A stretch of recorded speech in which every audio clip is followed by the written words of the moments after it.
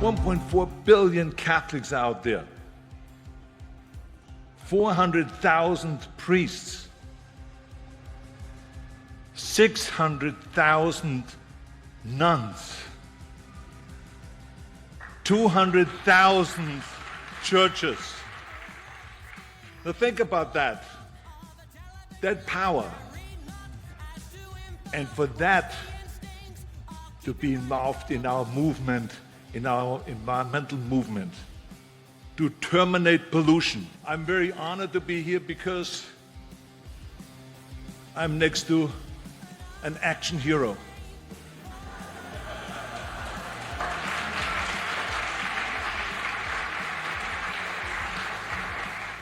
Now you're laughing because he doesn't look maybe like one, like you see in the movies with the muscles and with the guns and all that stuff. No. But the reason why I call him an action hero is because as soon as he became the Pope, he ordered the Vatican to put solar panels on top of the buildings. This will be one of the first states very soon to be carbon neutral.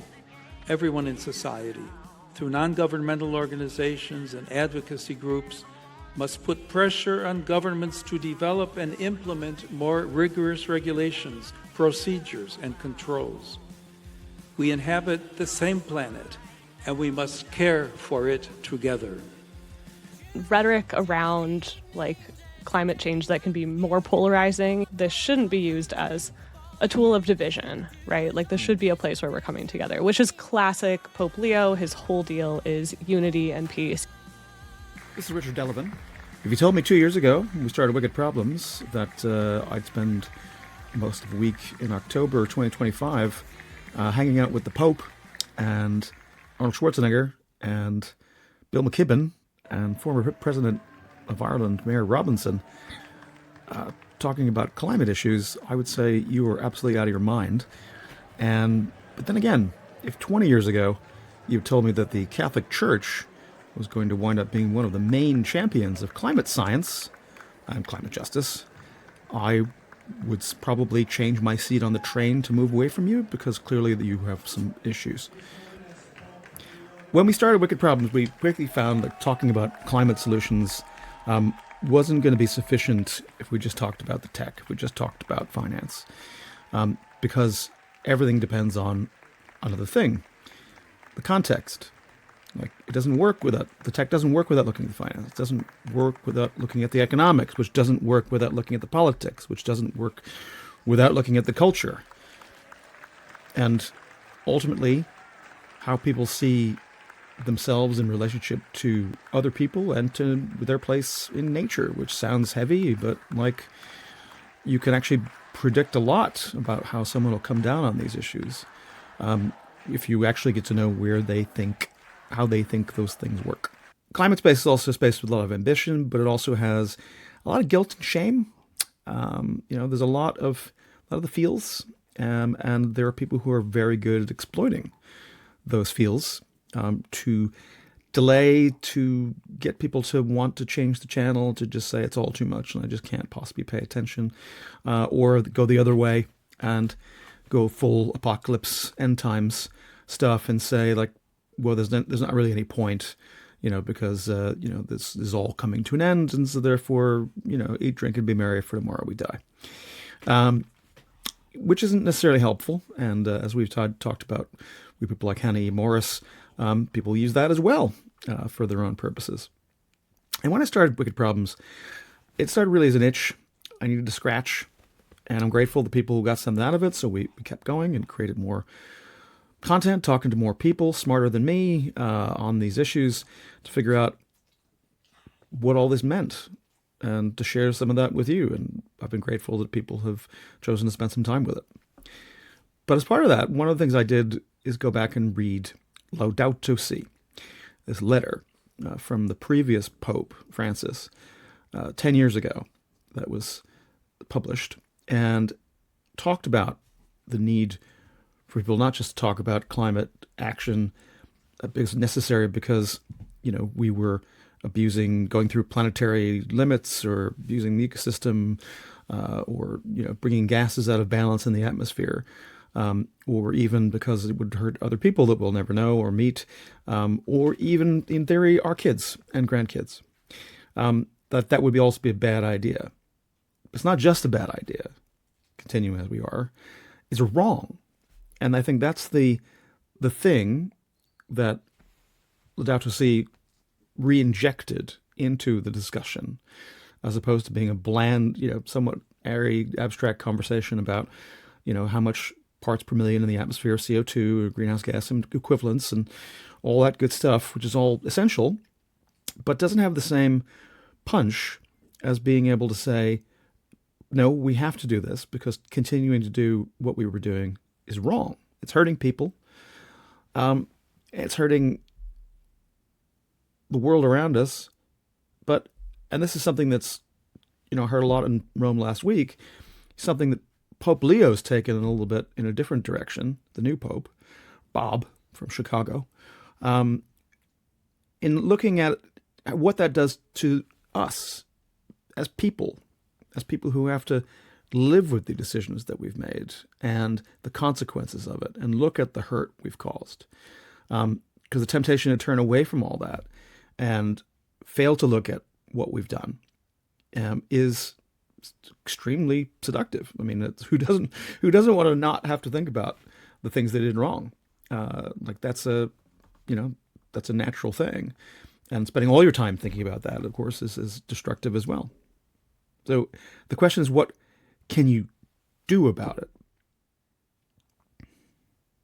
And as Pope Leo stresses, it's also self-defeating, because going through life like this is like never thinking about the consequences, thinking it's all about you, is corrupting.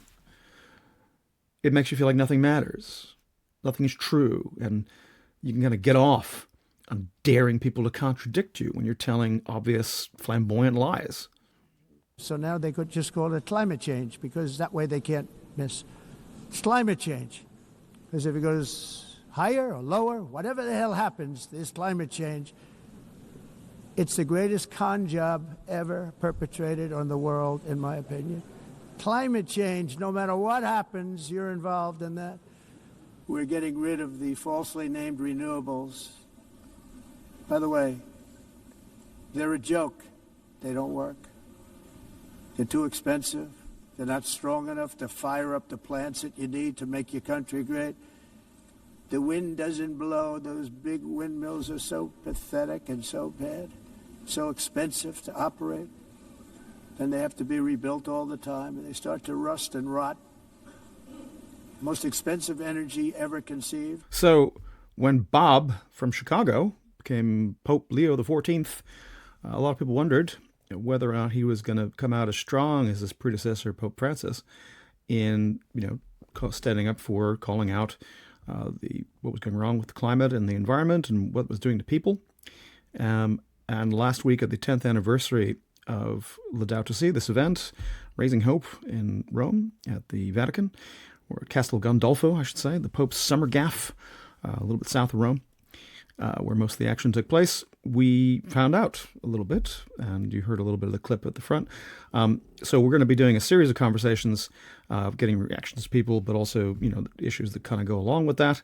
But I do realize that, this is a context in talking about something, and it's at the Vatican, for Pete's sake, that is, makes some people feel uncomfortable or some people less comfortable than others. And we're not pivoting this whole project to start talking about spirituality or religion or the Bible or whatever, but these things do matter. There's no way around it. And for at least two reasons. First, these big questions fundamentally shape how we see ourselves and our place in things and our relationships with each other, with other people, and with nature. And as I said, you can predict how someone will come down on a lot of policy questions and a lot of technology questions based on what they think about those things. It's obvious in hindsight, but I didn't really think I'd be spending a lot of time having to think about this stuff, because it'll shape what they do, it'll shape what they think, it'll shape what they think is important, and what people are willing to fight for. And so if you ignore that whole part of the story, you're ignoring a big part of what it means to be human. The second reason why I think it matters is that this is really all hands on deck. We can't really afford to decide like, well, I don't really like, I don't like talking about that stuff. And so therefore it makes me a little uncomfortable.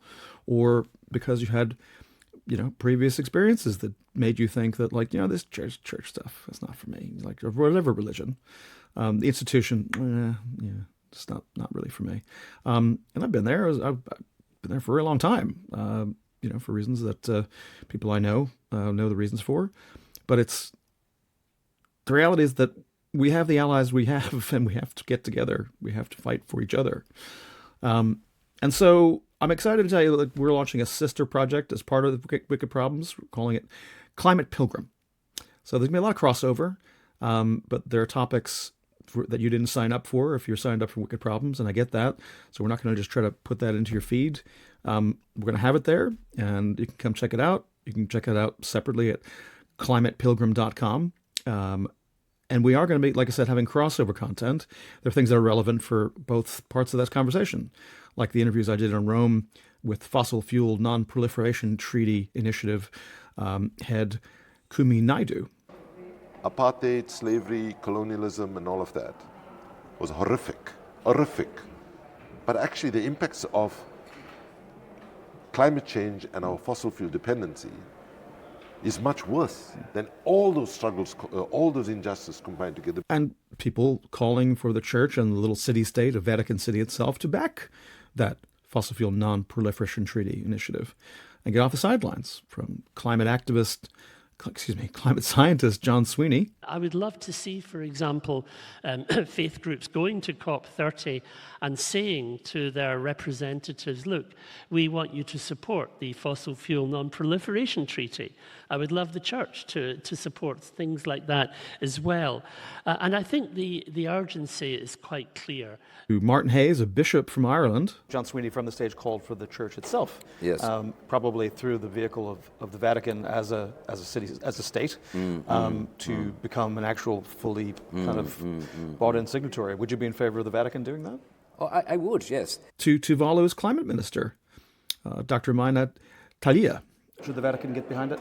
I think definitely the Vatican should provide the support that is needed by the treaty to endorse the treaty, the Fossil Fuel Non-Proliferation Treaty. And I also talked to lots of other people, surprise guests like former Irish Environment Minister and Green Party leader Eamon Ryan, who we knew back in the day. Over those 30 years, I think we've evolved from seeing it as a scientific problem or technocratic or an economic problem to one which is more about our sense of ourselves, our sense of selves within creation, our sense of connection to nature. To a lawyer working in Ukraine at the front line of a global struggle between fossil-fueled authoritarianism and what might come next, if we're lucky. Our ultimate goal is to end global fossil fuel addiction that feeds Putin's war machine, but also other war vehicles around the world. To an Anglican priest who also happens to be a London School of Economics trained financier and entrepreneur who looked at the world's stock of properties owned by the world's religious institutions and instead of just seeing nostalgia and a bit of decay, sees opportunities. So in my view, this is not a left or right issue. This is a reality of where we're at with our cities and seeing that we need to develop for the needs that people see. In other words, yes, 1.5 degrees, yes, climate. But if that's not also dealing with homelessness on my street corner, we may lose people's attention. I grew up Catholic, and I was confused about all the rules and rituals, and it was scary because it seemed like it was all very hard to follow and very easy to get it wrong all the time. So one day I asked a priest, what is sin? What is this thing that like you're in trouble if you do? And that seems complicated. And he said, look, it's really quite simple. Sin is a failure to love. And I thought about that for a long time, even when I wanted nothing to do with the church itself, because it didn't seem like they were doing a great job of practicing what they preached. And in the end, kind of the conclusion that we are all people and we all need to find ways to go forward and do better together. And so in trying to figure out what that means, at Climate Pilgrim, if you're interested, I'll be sharing my conversations with people from all faiths and from none. and as we try to figure some of that out and have some reflections and share them on, if you're interested. Not unconnected with what the Pope had to say last week, on Thursday, 9th of October, Leo put out another communication, Dilixite, in the Vatican lingo. That's a apostolic exhortation. So it sits in a whatever classification thing. Anyway, but they announced it in the press room in the Vatican that I got to hang out last week. And by the way, can I just say, I'm not upset about the fact that I've got a cool press cred from the Pope for having gone to the Vatican. So, nice souvenir anyway. And during this release of this document yesterday, which is all about the Church's attitudes towards prioritization for the poor, Cardinal Czerny put the case well about how these things dovetail together. Service is social love in concrete form, care for the poor and for our common home. Thus, the Church offers mercy to the world, promoting a civilization in which every person is recognized as the image of God. In Dilexite, Pope Leo joins Pope Francis in declaring there will be no peace as long as the poor and the planet are neglected and abused. And I thought that was interesting in this, he talks about something that people in, different schools of economics talk about the same thing, but use different language. And the word the Church was using, the language the Church was using, is structures of sin. So when they're talking about structural changes that are needed, right, that it's not going to be enough to have a magic technology that's going to suck all the carbon out of the atmosphere, although that would be nice. The systems that help to make the situation are going to have to change, or otherwise we're never actually going to get beyond this bottleneck in human history. Because it really is, we're headed toward a bottleneck, and we're either going to make it out or we won't in one piece. But certainly it's not going to look like the past. And that's scary, but also there's an opportunity to make sure that whatever comes next is as good as it can be for people. And it's time to step up to that and cope with that. I wanted to start with a conversation with somebody who actually wasn't in Rome, but actually been watching Vatican communications, politics, etc. for years and years and years. She's Colleen Dully. She's amazing. She is based in New Orleans, but will be moving to Rome next year as the Vatican correspondent for America magazine. She also has a book that I read. I thought it was awesome, and we'll talk about that, which I think you should read, particularly if you're trying to figure out how to marry up what you do with some of the beliefs that you have. So let me know what you think in the comments. Come check out climatepilgrim.com if you want to know more. Wicked Problems at Earth and our other channels will occasionally cross over with those topics. So hopefully you get a lot of either or both. Here's Colleen Dully. I'm delighted we could be joined by Colleen Dully, the Vatican correspondent for America magazine. Ironically, you're the Vatican correspondent, and I'm the one here in Rome. You're at home in New Orleans. But I could think of no one better to help us kind of chop up in the interpretation of how the Pope's remarks went down as a veteran Vatican watcher and somebody who has seen the evolution of the Church on some of the issues that have been discussed at this conference. So I guess, first of all, thanks for coming. You're welcome. Thank you for having me. I should say as well, of course, you're the author of the fabulous book, Struck Down, Not Destroyed, Keeping Faith as a Vatican Reporter. And shift my camera over to that. There we go. And we were just talking in the green room about the fact that there's someone who's mentioned in the book who I ran into here at the conference, and I think she's still on the warpath for trying to get the GIS data made use of, and actually it came up quite a lot, the whole thing about building stock and how that could happen. But let's get back to the main topic we asked John. So what was your impression from that distance of whether this event and Pope Leo's remarks made any kind of impact, and did any of it surprise you? I don't know, the message that we got from the Pope was pretty typical of what we've heard from the Vatican for the last several years, and I would say that the response is also typical to what we've heard in response to what's come out of the Vatican for the last decade. Pope Francis came out with Laudato Si back in 2015, the responses were pretty predictable in that we had, a lot of people who were resistant to action on climate saying, well, the Pope should stay in his lane, he should stick to religion. And likewise, after this talk by the Pope, after his blessing of the water coming off of the big ice block, we heard exactly the same things from the same quarters, I would say. But, he also spent a lot of time in his comments talking about the legacy of Laudato Si and how it really did have such a big impact in interreligious circles around the world, obviously on the Paris Climate Accords, though he didn't mention those by name.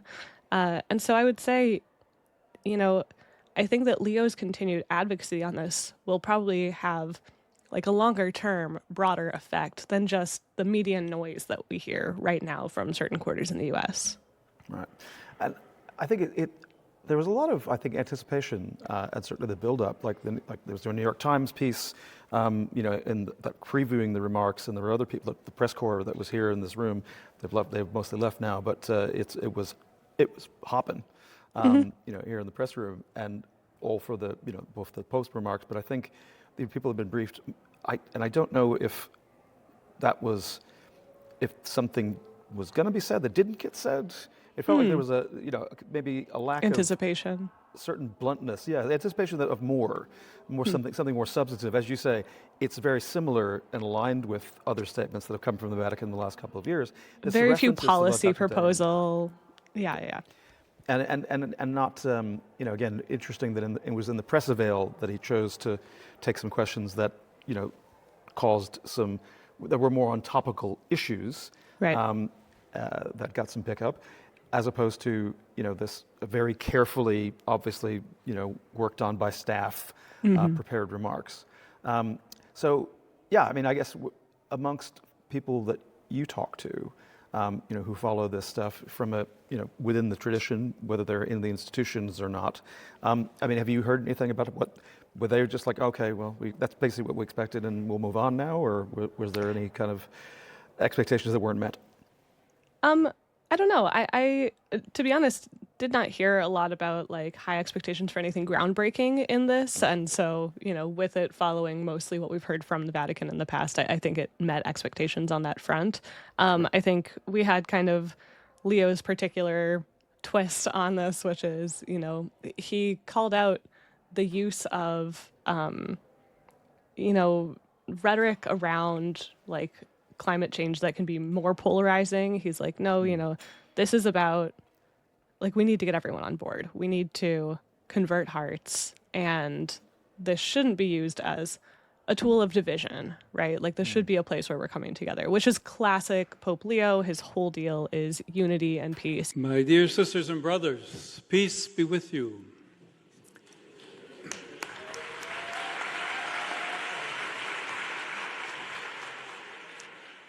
Before continuing with a few prepared remarks, I would like to thank the two speakers who preceded me.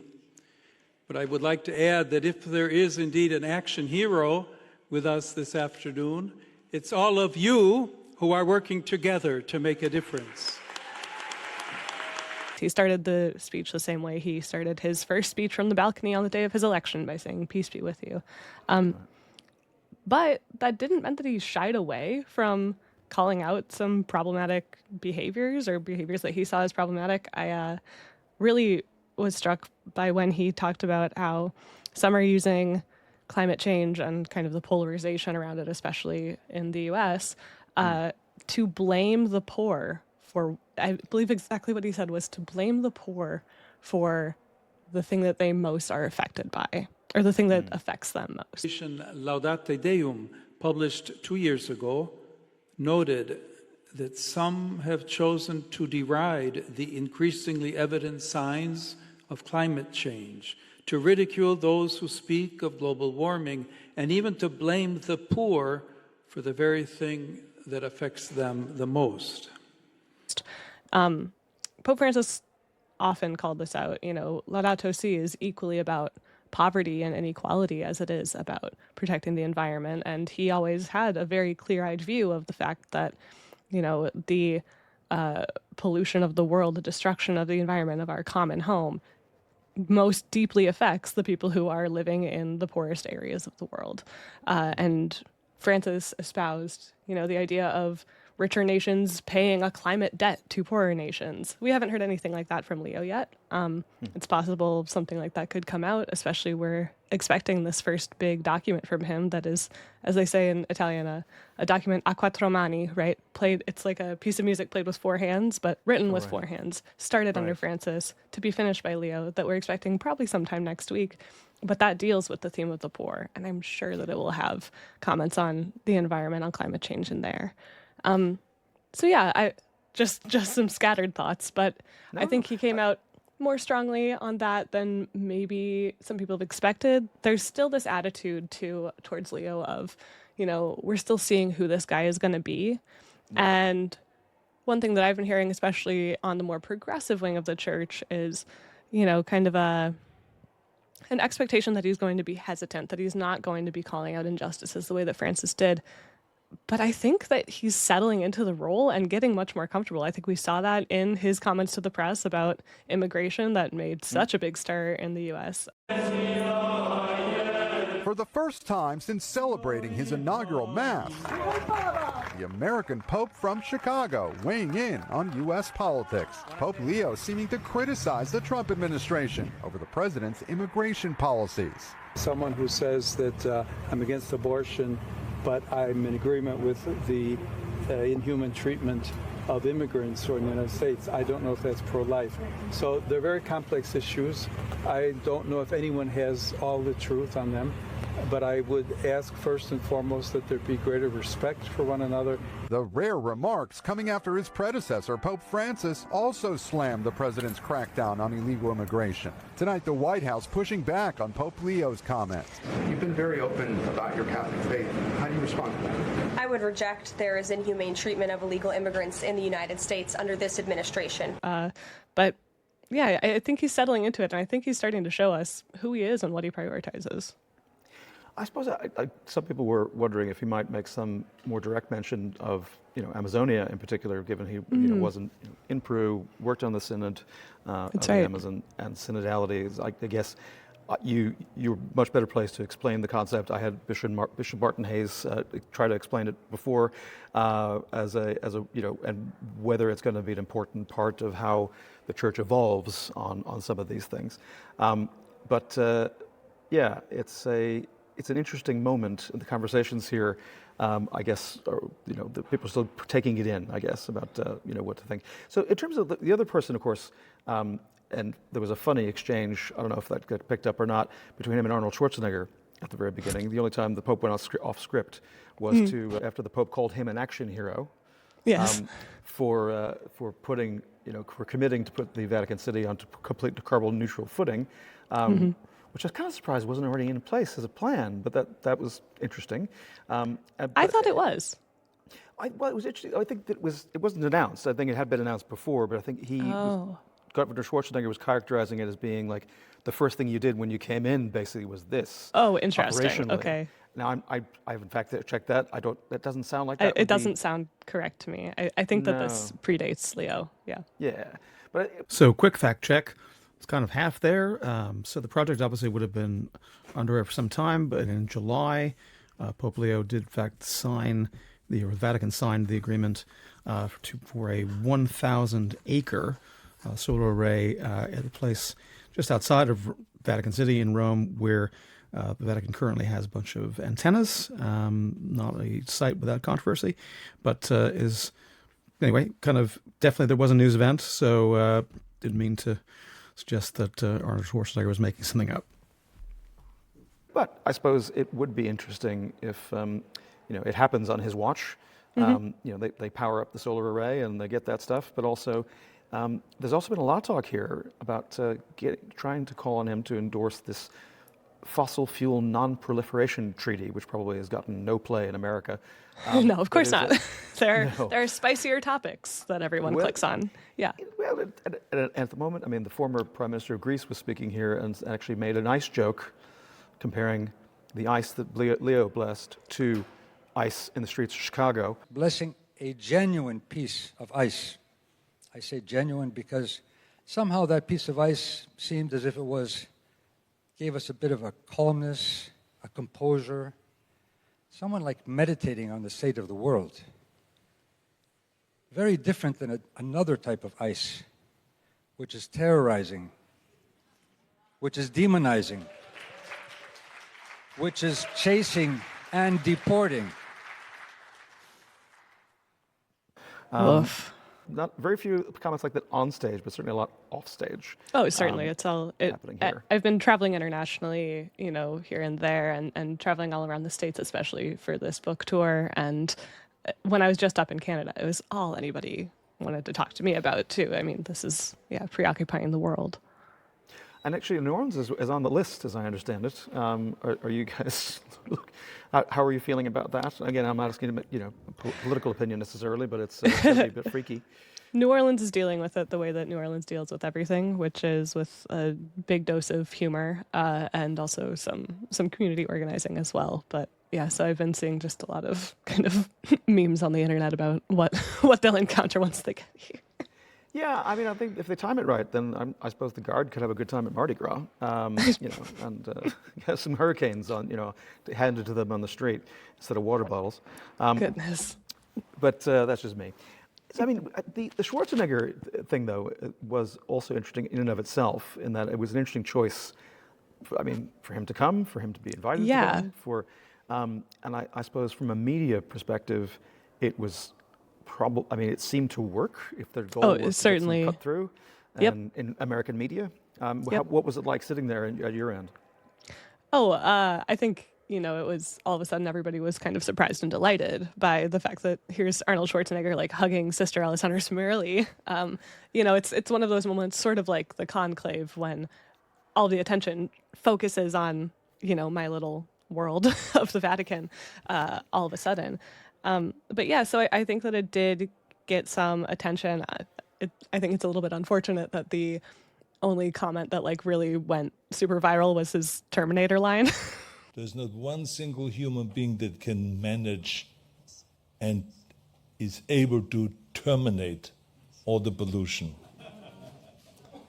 So therefore we have to work together. Every single one of these 1.4 billion Catholics can be a crusader for the environment and can help us terminate pollution. Terminate pollution. To terminate pollution. And there we beat them. We said, hasta la vista, baby. You see what I'm saying? When he was like, we can't terminate all the pollution on our own. But no, it's, it brought some visibility to something that I think, again, has easily gone ignored, not just in the U.S. media because of everything that's going on here, but also in the Catholic press. And that's because it's the Jubilee year. October is a historically super busy month in the Vatican. If you think about it, all of the sessions of Vatican II all happen in October. The synods all happen in October. It's, one, a great time to be in Rome, but two, it's when everything gets scheduled for. Just this week we have, the swearing in of the Swiss Guards, the Feast of St. Francis of Assisi, the Jubilee for Catechists was last weekend, the Jubilee for Migrants is this weekend, and that kind of overlaps with this environment conference happening because it's migrants and our common home. It's there's so much to keep track of right now, and so I think that the Catholic reporters are a little stretched thin. So you have Arnold Schwarzenegger show up, and it's like, oh, here's something that seems, kind of palatable, and we don't have to explain what the Jubilee is or the Synod is. And Well, I imagine if I'm organizing some of those things that I'm probably a little bit annoyed that Schwarzenegger is stepping on my press. But anyway, that's how the game is played.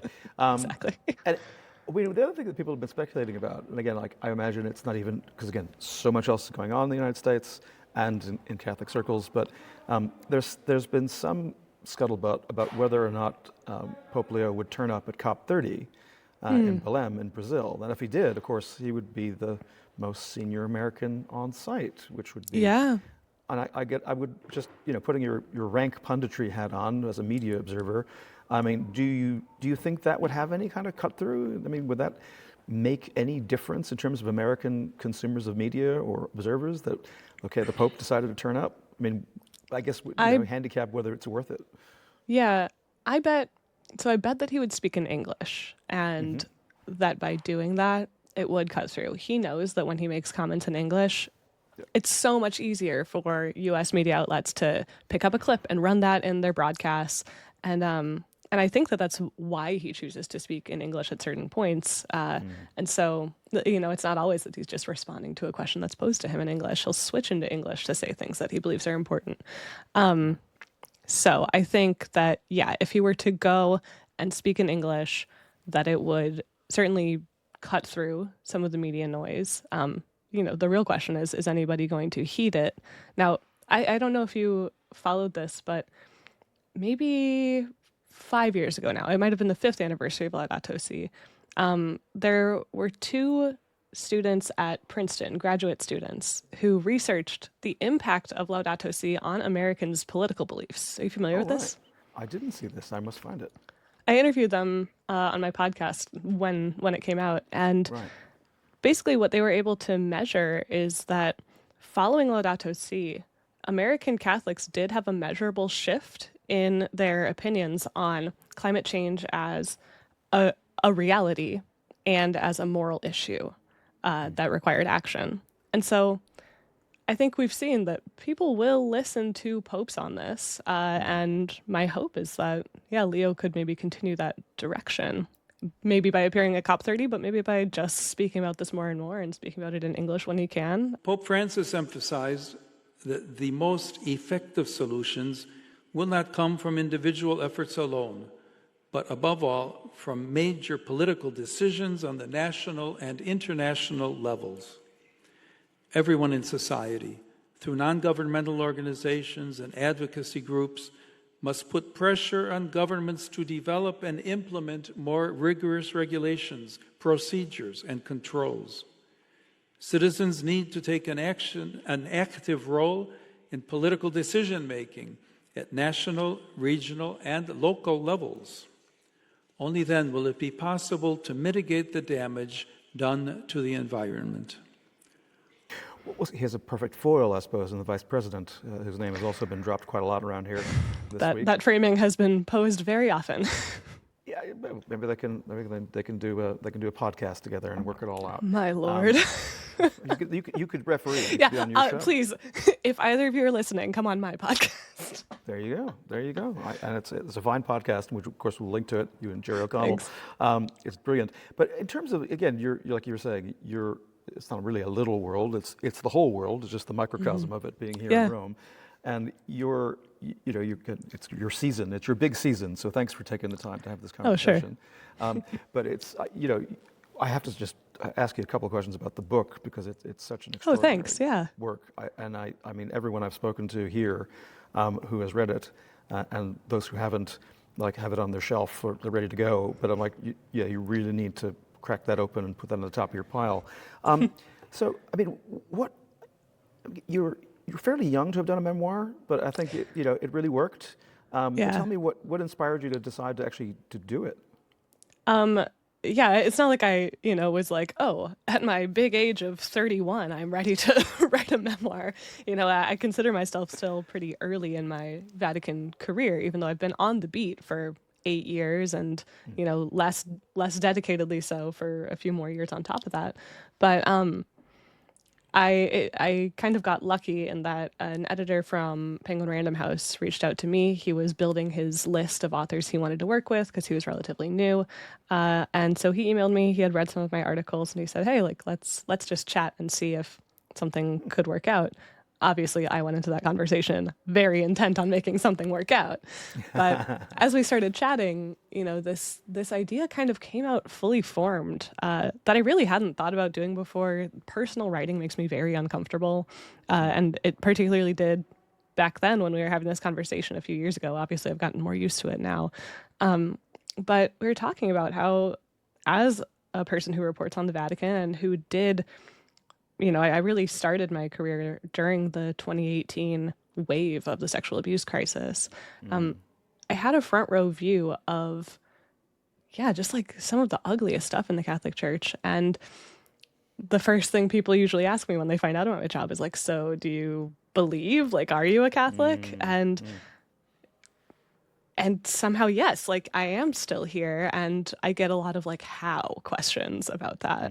And so this is my effort to answer how I'm still here, how I've grappled with things, but also to kind of give people a deeper understanding of some of the issues. And I think that's why I think it's such a remarkable book. I mean, I in no way have any career like yours, but when I was covering, and writing about abuse scandals of the previous kind of wave in the Spotlight era, when I was a journalist in Ireland and writing about talking to survivors and talking to working on stories of people who had enabled people being moved around from parish to parish. Yep. And I gotta say, it kept me away for a long time from going back. And you're not the only one. Recently that's changed, but I found your book to really inspiring about your own process about dealing with the reality of that, and you having had far more exposure than I ever did. It comes across so well in the book of how much you really had to struggle. And argue with God in some cases about yell at God. Talk about throwing the plates metaphorically. Yes. No, I thought that was great. Thanks. And even your attempts to engage, and I loved the arc of it, with people who, again, some people like myself might dismissively online make a joke about tradcaths, but you made a good faith effort to really engage. Try to understand. Who didn't necessarily start in the same place that you did, and I thought it was lovely, and not twee, not saccharine. Oh God, not no. fake. Yeah, please no. I'm allergic to all those things. Well, and that's the thing. I think that's why it worked. It was one of these things. It's like watching someone on a tightrope and wonder, are they gonna make it across, or is it gonna make me go ooh? You did. So you landed. Good landing. So thank you for doing that. I think that I'm still on the tightrope. I think if you're doing it right, that's probably correct. That's I do feel that that's kind of where Catholics are meant to be, right? We gotta be grappling with this stuff. We have to be thinking critically about the institution that we embrace. It's And Jesus talks about a faith like a child, but I'm not there. And I mean, one of the things you also talk about a little bit in the book is the role, the changing views, perhaps not fast enough, on the role of women in the church, and in particular, I mean, like, interestingly, at the press conference this week, Schwarzenegger rattled off a bunch of stats about the church. 1.4 billion, 200,000 churches, 400,000 priests, and someone obviously must have mentioned to him, because in his remarks here, the following day, he added 600,000 nuns, which had been missing in the first part. So someone obviously gave him a little bit of a talking to. Yeah, right. Say, like, you're kind of missing an important constituency here. Yeah, sure. And and obviously there's been a lot of conversations here, and of course we're speaking on the day that the Church of England has appointed its first female archbishop. Yeah, so Archbishop of Canterbury. Of Canterbury, of course, yes. Sorry, in the Church of England. But that's a story that's going to roll. I long for that same hope for all those around the world caught up in war, for those living in extreme poverty, for those on the front line of the ever-worsening climate crisis, for our Palestinian Christian brothers and sisters, for all peoples of the Middle East, for the people of Ukraine, Russia, Sudan, Myanmar, and the DRC. May God end the horrors of war, comfort those who mourn, and bring hope to those living in despair. Do you think we will eventually see the kind of change that would maybe not result in a female pope, but certainly changes in leadership that I think you note in the book? There's no rule that says you couldn't have a female be cardinal. Yeah, that's right. It would take I think a small tweak to canon law, maybe.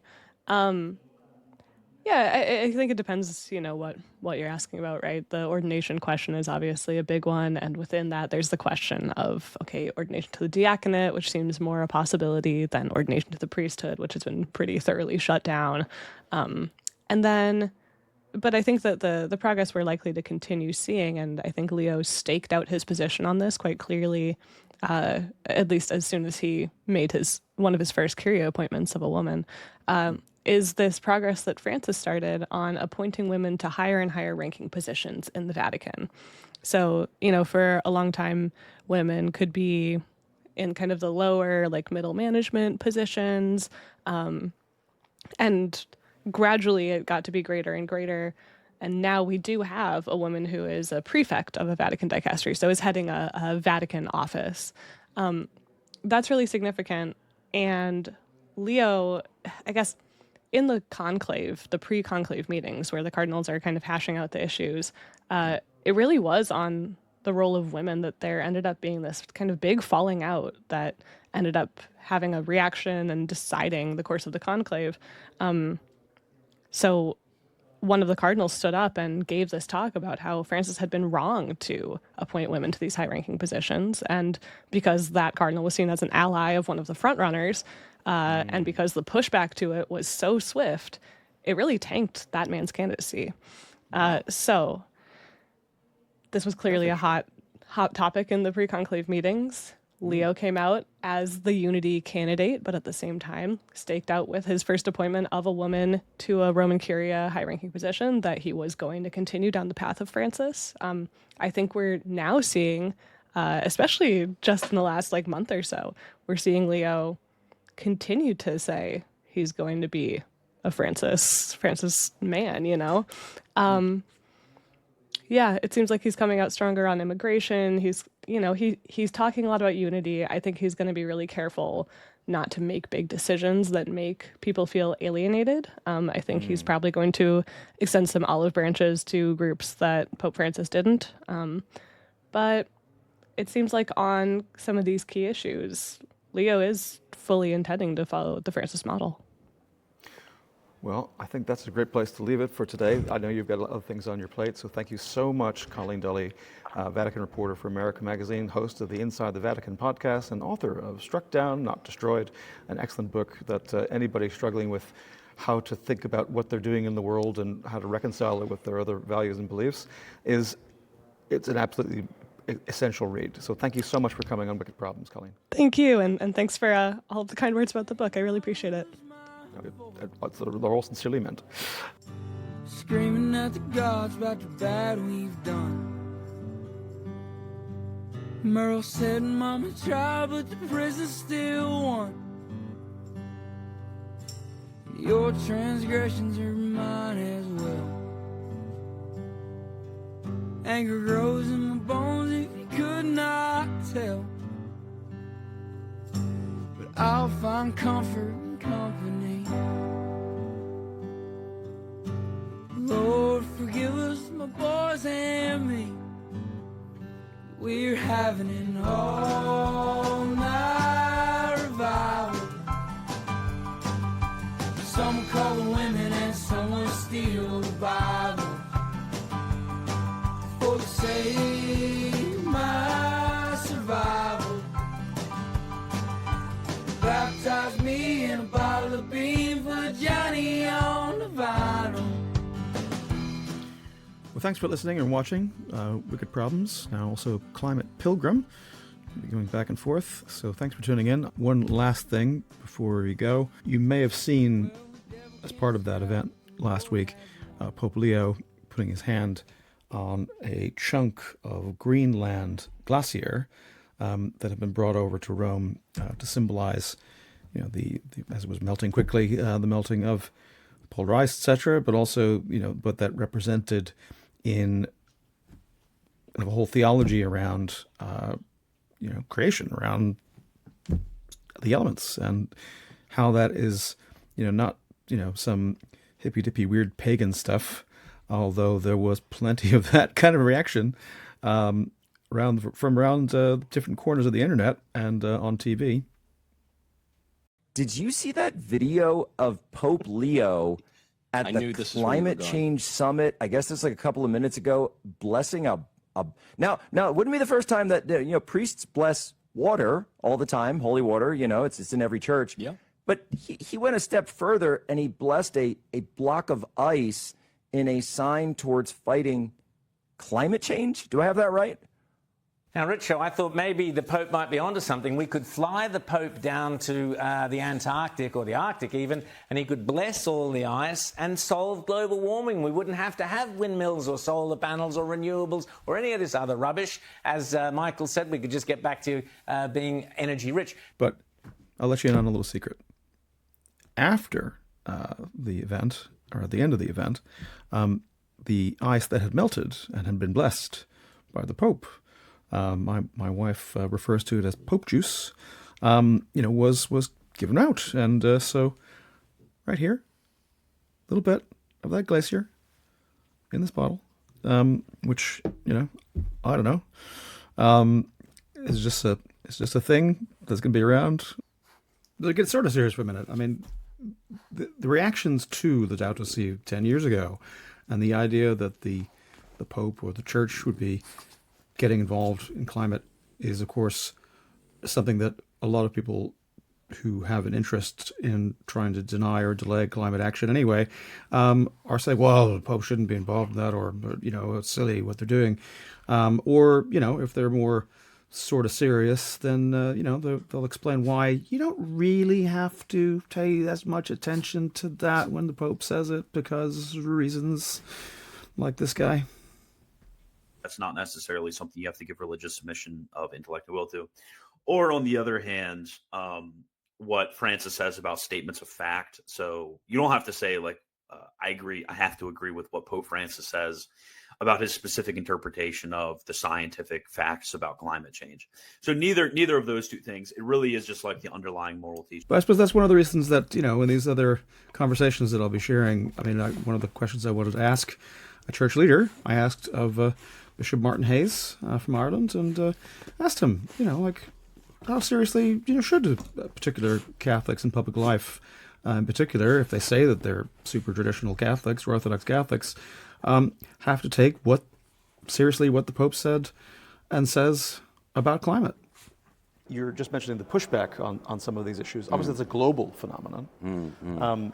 And nowhere is that more prevalent, I think, than in certainly the U.S., where there's a very prominent Catholic who has a very prominent role as the Vice President of the United States. I think it was you, but someone from the stage was talking about the fact that this is, Catholic social teaching is Laudato Si. This isn't like a nice to have, get extra fries with your burger thing. Laudato Si is not just a document about, as Alistair said, about the environment. It's actually part of our social teaching. It's part of our theology. It recommends a framework for working into the future. It's important for all of humanity at this time.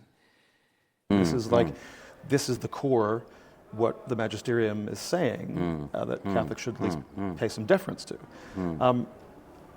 It's a completely cheeky question, but if you were talking to Vice President Vance, would you remind him of that? I would. I'd love to.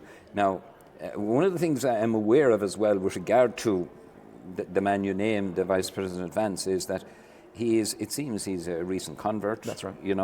And he has a particular, and I would say a particular niche version of Catholicism. I'll leave it at that. And I would love to it. Now, I believe that the Vatican, and my understanding is the Vatican is staying close to him, because it's better to be standing close and be talking to them rather than to come out publicly and say, look, you are the wrong version of Catholicism. Yeah. So that's the diplomatic way of dealing with things. And again, so I have to reassure my wife, it's not going off on some religious kind of, off the deep end with that stuff. But it is something that I found a really moving experience, something that I found was great to talk to a lot of people who shared a sense of urgency, but also a sense of fun, a sense of wanting to say, this is the hand that we've been dealt. By history, we're the ones here in the front line. We have to be the ones who fight like hell, and if we're going to do that, we got to bring some spirit to it that's a little less, kind of fire and brimstone all the time, and maybe a little more like the inflatable folks who are turning up at protests in Portland against the armed thugs that the U.S. government is now sending into American cities.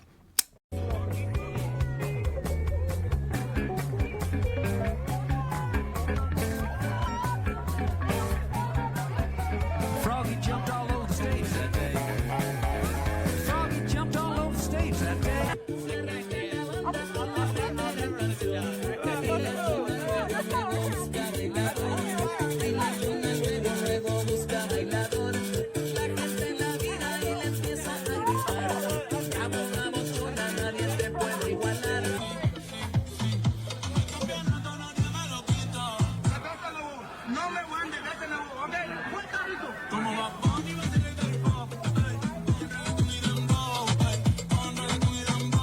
So more on that a different day. But come check out the other episodes at climateprogram.com.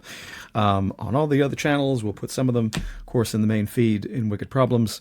Conversations with, Minister Mai Natalia from Tuvalu, with Kumi Naidu, the president of the Global Fossil Fuel Non-Proliferation Treaty Initiative, with Bishop Martin Hayes from Ireland, with Eamon Ryan, former Irish Environment Minister, with Graham Sinclair, that Anglican priest I mentioned, and with Svitlana, the Ukrainian lawyer who was talking to us about her effort to tying together, some of these issues of faith with the issue of fossil fuels and how that's fueling conflicts around the world, including in her native Ukraine. And she, we get a little bit hopeful about, what the future might hold and what that might teach others about an energy system that is both resilient and isn't fueling some of that kind of stuff. So tune in for that. Thanks. We said, hasta la vista, baby. You see what I'm saying?